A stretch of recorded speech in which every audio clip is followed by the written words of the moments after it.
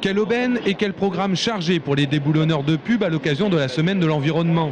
Une conférence de presse ce matin, un procès au tribunal de police dans l'après-midi et une conférence débat le soir. 3 manières d'ouvrir le débat sur la pollution publicitaire. On peut éteindre la télé, on peut éteindre la radio, on ne peut pas fermer les yeux quand on marche dans la rue parce qu'on ne veut pas voir une publicité dégradante pour l'image des hommes, des femmes, pour nous vendre des 4x4.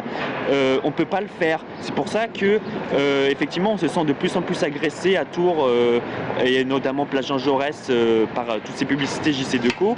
Et donc, c'est pour cette raison que la seule solution pour nous, c'est réellement de passer à la désobéissance civile, de sortir les bombes de peinture et d'écrire trop de pubs sur ces panneaux. C'est donc ce que les déboulonneurs de pub avaient fait en janvier 2011 en prévenant médias et forces de l'ordre de leur action Place Jean Jaurès. Le code pénal évoque des dégradations sur mobilier, les déboulonneurs parlent de lutte contre la publicité envahissante et de liberté d'expression. L'objectif, c'est d'obtenir la relaxe pour qu'il y ait jurisprudence, pour qu'il y ait une modification de la loi après dans le bon sens. Là, il y a eu une modification de la loi, j'en parlais pendant l'audience, mais dans le mauvais sens.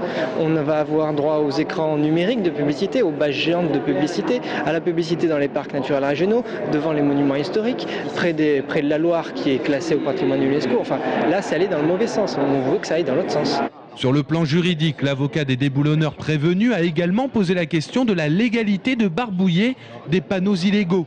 À mon sens, les panneaux qui ont été barbouillés il y a quelques mois par certains membres du collectif donc des déboulonneurs, eh bien ces panneaux sont implantés illégalement par la société JC Decaux parce qu'ils sont à moins de 100 mètres de l'hôtel de ville qui est classé monument historique depuis 1975.